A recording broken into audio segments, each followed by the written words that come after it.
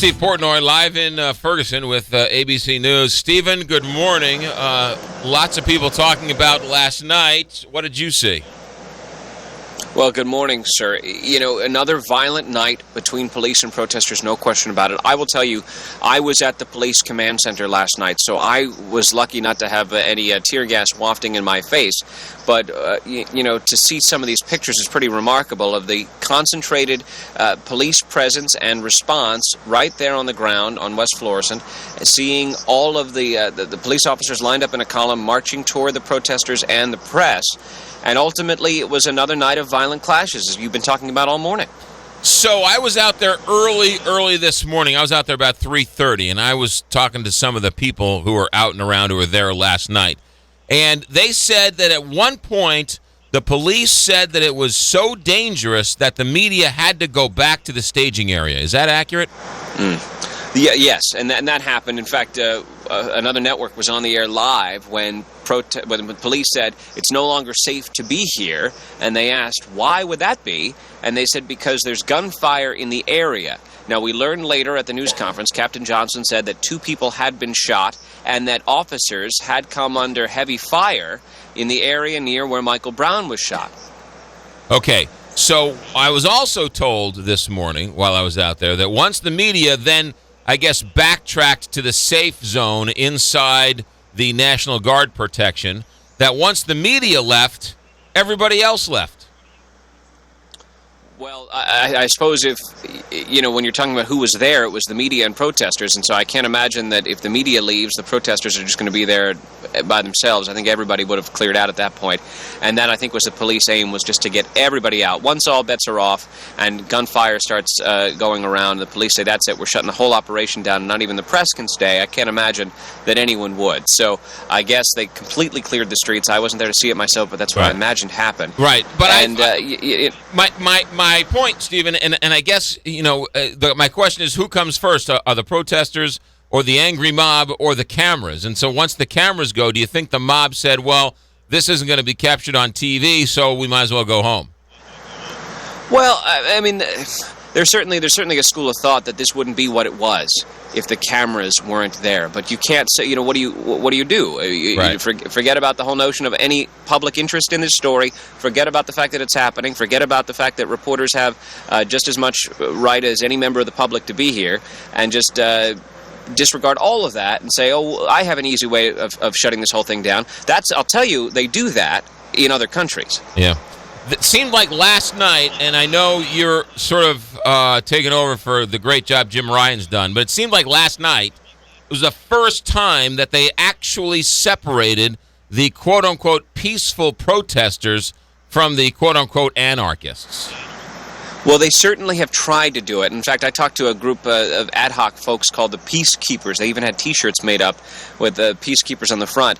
The effort has been made there to try to say, okay, here's the rules that we're going to follow, and we're going to enforce them ourselves. And we'll let any outside agitator, we'll point them out to police. And in fact, I saw some scuffles between, for example, some of the peaceful protesters and those who would seek to be agitators. I even saw a fight. So this is certainly an element of what's going on here. And Captain Johnson has said, as you've been saying, that some of the outside agitators are from places as far as New York and California, and that these are not people of or from this community, but are from outside seeking to cause trouble. Do we know how many officers were hurt and how bad? 4 officers were hurt, we're told, by falling bricks or bottles. I believe they're minor injuries. We also learned overnight that 2 people were shot, but I don't know their condition. Yeah. 31 people arrested. Did the National Guard help, hurt, hinder? What's the story with the National Guard on site? I think the specter of the National Guard may have raised tensions a little bit yesterday during the day, but at night there wasn't, as far as I could see, a single National Guardsman who had left the police command post, which is in that shopping plaza about a quarter of a mile south down West Florissant from the focal point of these protests. And their primary role is to guard that police command post, guard the shopping mall parking lot. Governor Nixon said the day before yesterday that that command post came under what he called a coordinated attack, and that's what precipitated the executive order authorizing the deployment of the Guard. The Guard is not there on the front lines engaging with protesters at this point. Yeah. Any idea what approach they will take today? Did Captain Johnson indicate at the 2 o'clock news conference what they'll do today? Well, forgive me because I'm not hearing you well, but I think your question was what do we expect today from the protesters? I think that what Captain Johnson has said is I urge you to protest during the day and not at night. I don't know what that means in regards to a possible curfew being reinstated, but remember, guys, last night those first violent clashes between police and protesters started about 9, 10 o'clock. I'm not sure what good a midnight curfew would have done. Yeah.